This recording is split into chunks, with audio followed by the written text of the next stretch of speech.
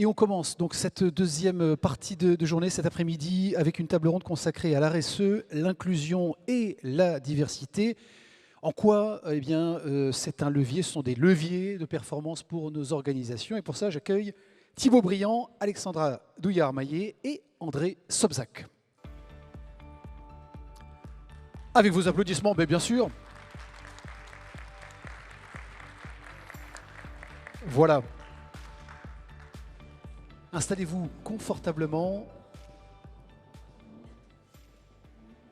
Alors, André Sobzak à Jardin, titulaire de la chaire Impact Positif à Audencia, anciennement chaire RSE. D'ailleurs, c'est intéressant comme changement de nom, et délégué général RSE de l'école. Vous développez depuis plus d'une vingtaine d'années des recherches et des enseignements au profit des organisations sur ces enjeux de transition écologique et sociale, et de voir de quelle manière, on le verra d'ailleurs avec vous, ça intègre les stratégies aujourd'hui business des organisations, des modèles des entreprises, et en quoi ça contribue à leur performance globale. Vous êtes membre du bureau de la plateforme RSE nationale et vous avez accompagné donc de nombreuses organisations, privées et publiques aussi, je le précise, dans la transformation pour un impact positif. Thibaut Briand, à mes côtés, une fois mais pas coutume, je commence par les hommes. Chez CETI, directeur d'activité porte et directeur qualité. CETI, c'est l'entreprise bien identifiée, spécialisée dans l'enveloppe de l'habitat et la rénovation énergétique. Il y a une excellente première page couverture du dernier JDE qui met en avant, c'est l'occasion d'ailleurs de saluer notre cher François Guérin, qui dirige cette belle entreprise. Le siège est à Machecoul. 1500 collaborateurs, un chiffre d'affaires annuel de 250 millions d'euros avec 8 sites de production. Et puis, Alexandra, je vous évidemment présente bien, Douillard-Maillet chez Saprena, directrice générale. Bonjour Alexandra, merci beaucoup d'être avec nous. Saprena, c'est une société coopérative à intérêt collectif, la SIC, depuis 2018. Vous êtes une entreprise inclusive qui allie performance économique et richesse sociale. Depuis plus de 30 ans, cette organisation fait la création d'emplois durables pour tous et en priorité pour les personnes en situation de handicap. On en reparlera, mais pas que. Sa mission, vous les accompagnez dans leurs projets professionnels afin de développer leurs compétences et leur savoir-faire dans le but de les intégrer durablement au sein des organisations. Donc avec une vraie logique évidemment d'accompagnement. Bon, André, on va commencer peut-être avec vous, parce que qu'est-ce qui est en train de se jouer depuis ce matin? On a commencé à parler, on a parlé RSE, on a parlé ISR, on a parlé ESG. Est-ce qu'aujourd'hui, toutes les organisations, quand je dis toutes, ce sont toutes les tailles d'organisation et tous les secteurs d'activité sur notre territoire sont en ordre de marche? Est-ce que les niveaux de maturité, de culture et d'engagement sont au beau fixe? Est-ce qu'on a des raisons de se satisfaire? Alors, je pense que nous avons plutôt la chance d'avoir des entreprises qui sont conscientes qu'il faut se transformer, qu'il faut intégrer l'ensemble de ces différents enjeux. Certains sont pionnières, et notamment effectivement à notre table ronde, on a deux belles exemples. On a beaucoup aussi dans la salle. On a vu ce matin effectivement beaucoup de témoignages. Donc, je pense que globalement, on se situe plutôt en avance par rapport à d'autres territoires. Ceci étant, on a encore beaucoup de choses à faire. Parce que pour moi, d'ailleurs, la RSE ou les questions d'inclusion, ce sont des démarches d'amélioration continue et c'est jamais fini. On peut toujours s'améliorer, on peut toujours innover pour faire encore mieux et avoir ce fameux impact positif qu'on a intégré dans le nom de notre chaire à Audencia. Parce qu'effectivement, dans un premier temps, souvent les entreprises commencent par mesurer déjà leurs différents impacts, ce qui est déjà une première étape, que ce soit dans le domaine écologique ou dans le domaine social. Qu'est-ce que je fais en fait pour permettre à ce que chacun puisse se développer le mieux possible, à la possibilité de faire bénéficier l'organisation de tout son potentiel. Ensuite, il faut réduire les impacts négatifs et améliorer tous les impacts positifs progressivement. Et donc, si toutes les entreprises déjà en fait étaient parfaites, on n'aura pas besoin de faire cet événement. Et je trouve que c'est justement intéressant d'avoir cette idée de focaliser en particulier sur les entreprises industrielles qui peut-être effectivement dans un premier temps se sont beaucoup intéressées à la dimension écologique parce qu'effectivement c'était peut-être plus visible, et même l'actualité peut-être parle plus d'écologie et notamment des aspects carbone qui sont évidemment très très importants, mais il y a aussi la dimension sociale et notamment l'inclusion, égalité effectivement, qui sont aussi des valeurs importantes pour attirer. Je l'imagine aussi en fait quand je regarde mes étudiants, mes diplômés, ce sont des valeurs qui sont importantes pour eux. Oui, parce que les premiers engagements, on a parlé de développement durable, il n'était pas question d'humain encore dedans. Alors quand on a commencé à parler de RSE, bon, il y avait un peu de sociétal ou social, on ne savait pas trop comment dire. Aujourd'hui, alors d'ailleurs depuis combien de temps on parle d'inclusion et de diversité dans les organisations? C'est récent ça, cette affaire? Alors c'est vrai en fait que historiquement on a plutôt parlé au début par la lutte contre les discriminations, ensuite effectivement on a parlé de diversité en fait en disant effectivement qu'il y a différents profils qui doivent être présents et aujourd'hui on parle de plus en plus d'inclusion en fait en disant que effectivement tous les talents doivent être représentés au sein de l'entreprise. Donc je dirais c'est à peu près depuis 5 ans en fait que ça commence vraiment à se développer sous ce terme-là. Ça ne veut pas dire évidemment qu'il n'y avait pas déjà d'initiatives intéressantes, notamment pour les personnes en situation de handicap. Ça existe depuis longtemps, mais peut-être que c'est encore plus valorisé aujourd'hui. Ouais, 30 ans d'existence, je le disais, évidemment, Saprena, c'est quoi ça va dans le bon sens, ça évolue dans le bon sens. André disait, si on est là aujourd'hui, ben, c'est qu'il y a encore des marges de progrès, évidemment. Donc il faudrait peut-être souhaiter qu'un jour on n'en parle plus parce que ce soit acté, intégré justement dans les organisations. On en est où là? Est-ce qu'il y a des raisons de se satisfaire ou plutôt eh bien, de s'inquiéter, de pousser encore les directions des organisations à se mettre en ordre de marche là? Alors je dirais qu'il ne faut jamais s'arrêter. Pour moi, aujourd'hui, on est encore au balbutiement. Aujourd'hui, en fait, Saprena, c'est une entreprise adaptée. Une entreprise adaptée, je dirais même donc une entreprise inclusive, hein, puisque on a des personnes en situation de handicap, entre 55 et 75% de personnes en situation de handicap sur la totalité des effectifs. Et ça, c'est important parce qu'en fait, notre 480 savoir-faire... salariés, pardon, 485. 15, hein, 15, 95, bon, ben voilà. bientôt 500, on va y arriver. Bon, magnifique. Ça a Donc encore voilà. monté depuis qu'on s'est parlé. Alors vous, Oui, oui. bon, vous imaginez? Donc effectivement, mais ces 5 activités aussi, ça veut dire qu'en fait, l'activité est au service de l'homme et non l'homme au service de l'activité. C'est-à-dire qu'en fait, on va développer des activités et permettre en fait à tout type de personnes en situation de handicap ou éloignées de l'emploi de trouver un emploi. Et ça, c'est important parce que notre savoir-faire, c'est ça. Et notre savoir-faire, c'est effectivement l'humain, mais c'est aussi l'économique. Parce qu'on est une entreprise avant tout. On est une ESA à capital variable, avec effectivement une gouvernance en SIC, donc en société coopérative d'intérêt collectif, portée par une association qui est l'ADAPEI, qui est effectivement l'association fondatrice de l'entreprise. Et ça, c'est un sacré challenge en fait. Donc on doit être rentable, comme toutes les entreprises.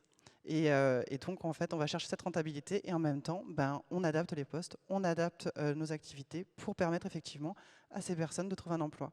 Donc, on est EN 9100 comme tous les sous-traitants de rang 1 d'Airbus. On est capable effectivement d'être certifié ISO 9001, 14001, AFAC 26000, etc., etc. On est comme tout le monde, on est une entreprise normale. Mais par contre, effectivement, notre savoir-faire, il est humain. 17 millions d'euros de chiffre d'affaires pour Saprena, un peu plus peut-être? Alors, je dirais 17,3 de produits d'exploitation. Parce qu'effectivement, on a, nous, effectivement, le chiffre d'affaires, mais on a aussi l'aide au poste qui est une compensation du handicap des personnes. Donc voilà, c'est ce qui effectivement nous permet d'avoir un certain modèle économique. Pour autant, notre modèle économique tourne bien sur la marge et non sur les aides au poste. On est bien d'accord. Avec des objectifs d'ici 5 ans à 23 millions, donc on sent évidemment l'ambition et puis les perspectives qui sont plutôt réjouissantes de développement pour Saprena et donc le besoin des organisations.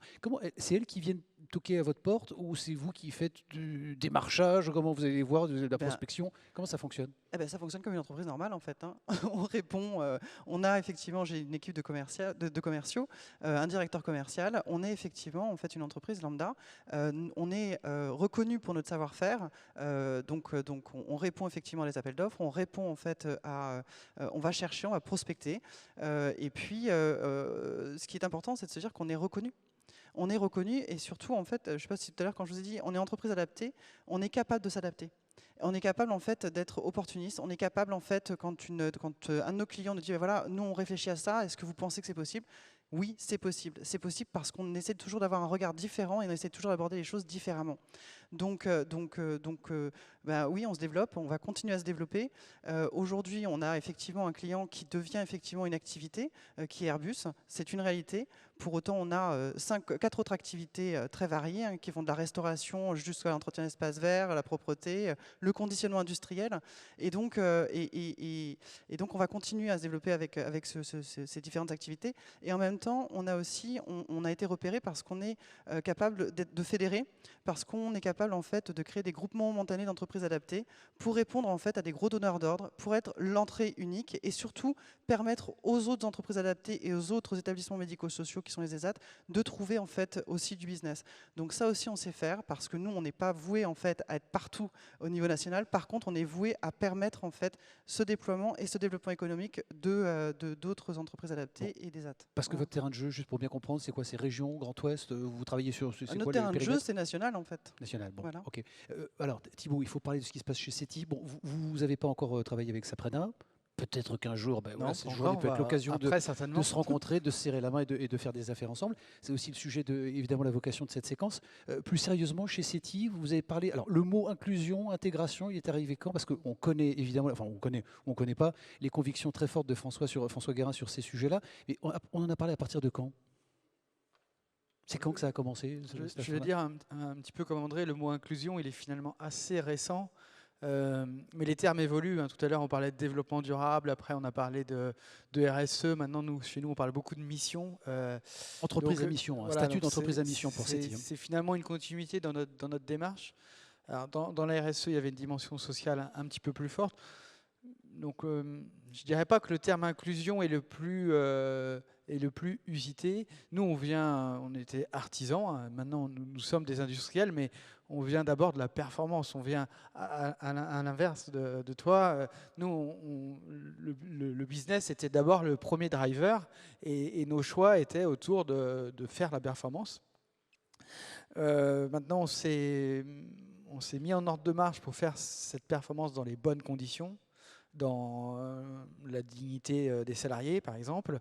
Et naturellement, on a essayé d'associer les notions de productivité avec les notions d'ergonomie, de sécurité, de bien-être au travail. Alors ça s'est traduit par un travail... La base, c'était ce sujet-là. Vous avez commencé à travailler sur l'environnement de travail. Ouais. Ça, c'était le premier sujet. Et concrètement, on a mis en place maintenant, il y a de nombreuses années, des démarches d'amélioration continue qui sont assez standards finalement dans l'industrie. Par contre, on a voulu les pousser en mettant cette réalisation au plus proche du terrain, en faisant les idées d'amélioration proposées par les opérateurs, les menuisiers, directement dans nos usines. Et ça s'est traduit par une réalisation concrète, des améliorations, une réduction de la pénibilité sur les postes. Alors, à cela, on a ajouté forcément des investissements industriels pour augmenter nos capacitaires, mais en les pensant avec une dimension ergonomie et santé. Mais cette première axe qui était la volonté d'améliorer l'ergonomie et d'augmenter la performance a amené, et ça ce n'était pas un objectif initial, a amené une ouverture des possibilités de personnel sur des postes qui avant étaient pénibles, nécessitaient des ports de charge importants. Et ça s'est traduit très concrètement sur notre première usine qui est l'usine bois où on fait des porte-bois. On est passé en 5 ans de 10% de femmes à 30%. Ce n'était pas l'objectif initialement, mais certains postes qui sont devenus accessibles. Et donc en travaillant sur d'autres aspects, on a augmenté ce critère-là. Voilà, contribuer à la féminisation de ces métiers, ce n'était pas effectivement la vocation de départ, mais en œuvrant à la qualité de vie au travail, notamment sur ces sujets d'ergonomie et de pénibilité, c'est bien les résultats que ça produit. Vous dites la RSE finalement apporte une saveur supplémentaire. Qu'est-ce que ça veut dire? C'est quoi cette saveur? Disons que dans chacune de nos décisions, en tant que dirigeant, on essaye de prendre tout le spectre de notre responsabilité en termes de social, d'environnemental, d'économique bien sûr. Et du coup, nos décisions ne portent jamais sur un seul critère.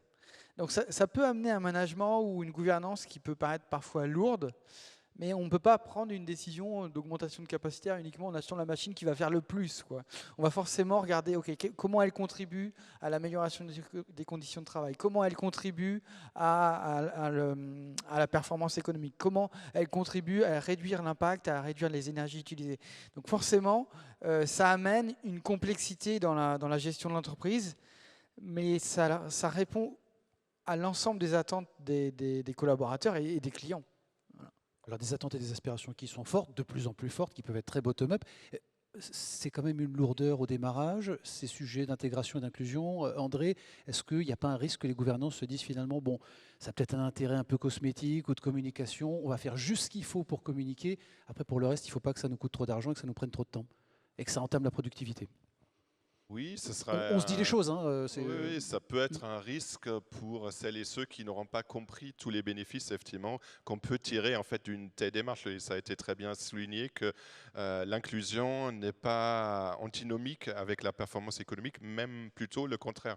Je pense effectivement à un exemple d'une entreprise que j'avais accompagnée il y a quelques années qui avait sur des plateformes de transport recruté des personnes en situation de handicap.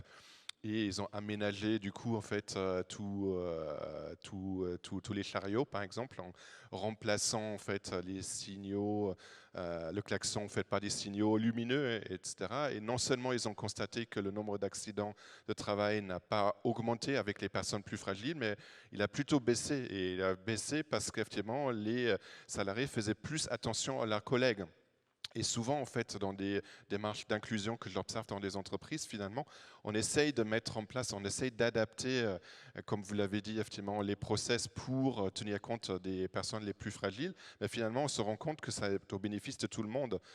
C'est un peu la même manière que parfois des entreprises vont dire, bah, peut-être pour des femmes, on va essayer d'aménager en fait les emplois du temps, en fait, et on va interdire des réunions trop tard le soir ou trop tôt le matin. Et finalement, même les hommes en fait sont très heureux en fait de ce changement et finalement tout le monde se dit après pourquoi on l'a pas fait.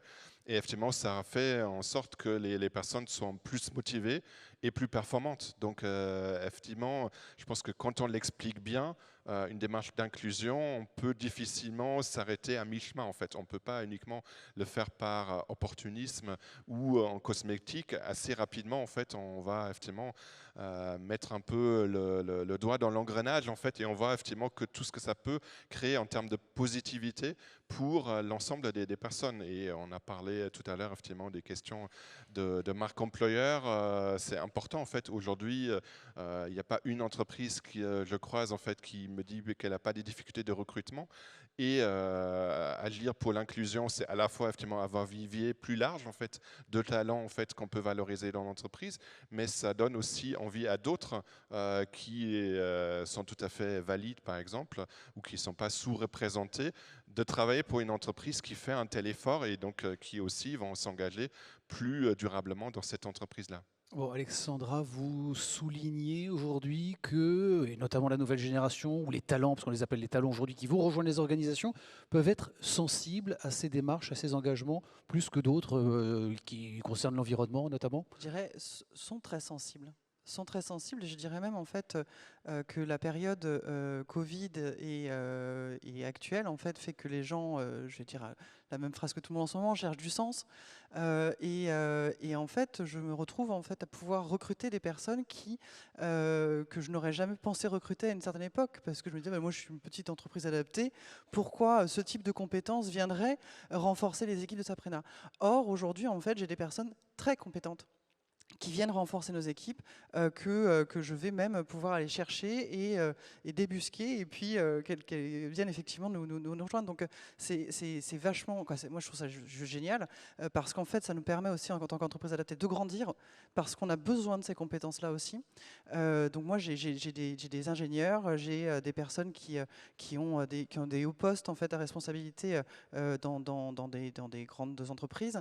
Maintenant ce que je trouve merveilleux, c'est que ces personnes-là, du fait de chercher du sens, vont en fait porter et mettre de l'énergie et aller de l'avant en fait pour l'entreprise. Parce qu'effectivement, notre mission avant tout, c'est la création et le maintien dans l'emploi des personnes en situation de handicap ou éloignées de l'emploi. Et très clairement, on continuera toujours à se battre là-dessus. Donc maintenant, c'est comment est-ce qu'on fait pour anticiper, comment est-ce qu'on fait pour être au même niveau en fait que les grands donneurs d'ordre. Ce matin, j'entendais M. Papin dire, on travaille effectivement avec des fournisseurs et on essaye de travailler pour leur donner notre vision, pour qu'ils puissent se projeter. C'est essentiel. Et une entreprise adaptée doit être prise en compte comme les autres fournisseurs et les autres sous-traitants parce qu'effectivement, nous aussi, on doit rentrer dans cette performance et maintenir cette performance pour être au même niveau et aux mêmes exigences que tout le monde. Donc voilà. Et ça, c'est important. Ouais. Thibault, on viendra évidemment avec vous sur ces sujets. Puis qu'est-ce que vous mettez en place pour y arriver? Quel est le profil aussi de ces personnes et de ces talents que vous mettez justement au service des organisations? Vous pratiquez un baromètre social tous les 2 ans. Qu'est-ce qu'il nous dit, ce baromètre social, dans nos échanges là, et comment est-ce qu'il conforte les positions qu'on est en train de tenir là? Je vais pas répondre à la question tout de suite, Clément. Je voudrais juste. Je ferai mon droit de suite. Je ferai appliquer, ne vous inquiétez pas. Je Comptez voudrais sur mettre moi. un petit bémol ou peut-être de la réalité sur la notion d'effet positif. Bon, alors. Il y a un effet positif, mais la difficulté que l'on peut avoir en entreprise, c'est qu'il ne se mesure pas sur les mêmes indicateurs que nos indicateurs classiques de performance et notamment financiers. Et du coup, il faut accepter le temps long, il faut accepter une stabilité dans le management, il faut accepter une vision alignée et un support de nos partenaires financiers. Parce que agir sur ces critères-là est forcément durable et payant, mais ne se mesure pas de la même façon. Voilà. Ça, c'est un premier commentaire. Et André réagira juste après. Mais vous répondez quand même à ma question sur le baromètre social. Pour le baromètre social, oui, c'est un chiffre qui m'avait surpris, mais positivement. On fait un baromètre social dans l'entreprise. On a démarré la démarche RSE avec le terme RSE il y a 15 ans maintenant. Et le premier travail que l'on a mené, ça a été d'expliquer à l'ensemble de salariés, donc aller sur l'ensemble de nos sites, expliquer ce qu'on allait faire. Et c'est devenu très concret au moment où on a réalisé les actions, au moment où on a mis en œuvre des changements et on pouvait expliquer pourquoi on investissait dans telle activité, dans tel moyen de manutention, parce qu'on avait une vision, une trajectoire. Aujourd'hui, après un peu plus de 10 ans, l'entreprise est performante. On sait que la moyenne des entreprises qui ont des démarches RSE performent plus économiquement.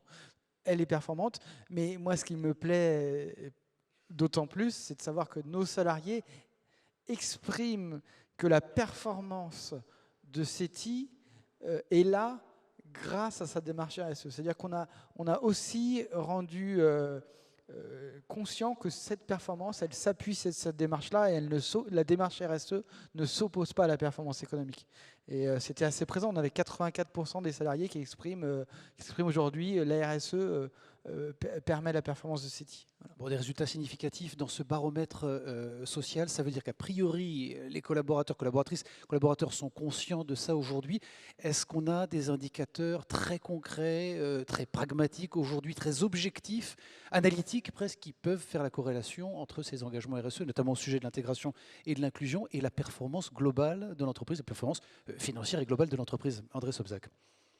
Oui, tout à fait. Je suis tout à fait d'accord avec vous sur le fait que parfois, effectivement, il faut penser plutôt à moyen terme et à long terme. Et du coup, quand on a effectivement une gouvernance peut-être avec beaucoup de capital effectivement qui est coté en bourse, avec des investisseurs qui regardent peut-être surtout le court terme, ça peut être plus compliqué que si effectivement vous êtes dans une entreprise familiale ou une entreprise à mission avec des investisseurs qui se projettent plutôt dans l'avenir. Donc, tout à fait d'accord avec ça. Ceci étant, effectivement, il y a des études sur l'inclusion et sur la diversité, par exemple, qui montrent bien qu'une équipe qui est plus diverse, en fait, est plus performante, en fait, d'un point de vue de l'innovation, de l'absentéisme, de la motivation des personnes, en fait. Je me rappelle d'une étude, effectivement, que Sodexo avait conduit auprès de ses 500 000 salariés dans le monde, et ils avaient démontré que quand il y a plus de 40% de femmes dans une équipe, effectivement, le turnover baissait, le nombre d'absences baissait, la satisfaction des clients augmentait, en fait. Et d'ailleurs, ça décroissait en fait de nouveau quand il y avait plus de 60% de femmes. Donc, ce n'est pas parce que les femmes sont plus performantes, c'est vraiment la mixité, la diversité, l'inclusion qui pouvaient du coup en fait, se mesurer sur des critères effectivement d'impact assez classiques en fait, qu'on va trouver, satisfaction des clients, turnover, etc. Donc effectivement, il y a bien un lien quand même au niveau macro. Par contre, effectivement, il faut parfois patienter un petit peu. C'est pas évidemment du jour au lendemain en fait, qu'on va pouvoir mesurer ces impacts. Et il faut aussi évidemment que ce soit sincère. Et là aussi, effectivement, vous l'avez bien souligné, effectivement, on pourra difficilement en fait, imaginer qu'on le fasse par opportunisme et du coup pas sérieux. Ça, évidemment, ça ne pourra pas fonctionner. Est-ce que c'est important, Alexandra, justement, d'être bien accompagné par un tiers et de ne pas décréter comme ça du jour au lendemain qu'on veut faire de l'intégration et de l'inclusion et de le faire un peu, encore une fois, au doigt mouillé? Est-ce que c'est important d'avoir un acteur comme Saprena qui fait la médiation, en tout cas l'expertise, l'ingénierie sur ces sujets-là? Alors, je dirais, je vais rebondir en fait sur ce qui vient d'être dit parce que pour moi, Bon, personne ne répond à mes questions cet après-midi, Bah c'est si, parfait, mais c'est non, mais- impeccable. Comme ça, j'ai bien fait d'être là. Non, mais, Alors, Alexandra, bref. Donc, en gros, quoi, ce que vous disiez, c'est qu'effectivement, pour moi, quand on vient me voir et qu'on me dit j'ai besoin d'atteindre mes 6%, je viens faire travailler en fait le A ou un ESAT parce qu'effectivement, j'ai besoin de remplir mon quota, c'est non. C'est non parce qu'en fait, ça n'a pas de sens. Alors ça n'a pas de sens, mais ça n'a pas de sens parce qu'effectivement, alors oui, ça a du sens, peut-être que ça me rapportera du chiffre, mais le problème, c'est c'est que la ce chiffre, cosmétique ça qu'on durait- évoquait, quoi. C'est la ça- communication. voilà. Ça durait quoi? Ça va durer, c'est un contrat d'1 an, et puis voilà, et après on va s'arrêter là parce qu'on va pas se comprendre en fait. Donc en gros, pour moi, pouvoir travailler effectivement avec les entreprises adaptées, quoi, le milieu protégé et le milieu adapté, c'est aussi un choix de direction générale. Ça doit être porté par la direction générale, ça doit être quelque chose qui Incarné. qui doit être incarné, et parce que dire à ces acheteurs, bon ben n'oubliez pas de faire votre pourcentage d'unités bénéficiaires pour qu'on puisse être dans les clous, c'est pas ça qui va faire qu'effectivement ça va permettre à l'entreprise d'être un peu plus dans la RSE, etc. Donc ça, c'est important aussi de se le dire, parce que nous, c'est pas respectueux que de venir nous chercher simplement parce qu'on a besoin de remplir un quota. Donc très clairement, en fait, moi, les entreprises adaptées, on va dire, communiquent très peu sur le handicap aujourd'hui, parce qu'effectivement, en fait, on souhaite être repéré pour les compétences que l'on a, pour le savoir-faire que l'on a, pour la qualité de travail que l'on a, parce qu'aujourd'hui, on ne vend pas du handicap, on vend des compétences, on vend un savoir-faire. Et on est comme tout le monde, en fait. Et donc, c'est une personne en situation de handicap, c'est bien la société qui la met en situation de handicap, c'est pour ça que le terme a changé, c'est pas une personne handicapée. Et ça, c'est important de se le dire. Donc aujourd'hui, quand on fait un choix de direction générale, c'est important de l'incarner, de le porter et d'aller jusqu'au bout de la démarche. Donc il y a des partenaires qui sont là, et on a tous, au niveau du milieu protégé, du milieu adapté, envie de travailler avec les entreprises dites classiques et les grands donneurs d'ordre et les PME et TPE qui sont sur notre territoire, bien évidemment. alors peut-être pour terminer, Alexandra, André évoquait notamment l'engagement peut-être plus naturel, plus facile des entreprises à capitaux familiaux, des entreprises qui se sont engagées dans les statuts à mission, qui avaient une longue culture et un engagement sur ces démarches RSE notamment. Vous pouvez citer peut-être quelques-uns de vos clients. Ce ne sont pas forcément des organisations, des entreprises familiales. Ben non. On a des grands acteurs industriels. Tout à l'heure, Bon. citais effectivement Airbus, Voilà. ça c'est sûr, mais effectivement, Disney fait partie effectivement de nos clients. Voilà, on a effectivement des très gros, on a des collectivités, on a des PME, on a des TPE. Notre portefeuille de clients est très vaste en fait, on a plus de 700 clients. Donc c'est pas, voilà, on s'adapte en fait à toutes les demandes. Mais maintenant, ce que je dis, vigilance, la démarche RSE, c'est comme le greenwashing comme on peut parler aujourd'hui, ça doit être incarné, et en particulier sur l'inclusion. Parce que ce sont des personnes qui en face. C'est pas rien, quoi.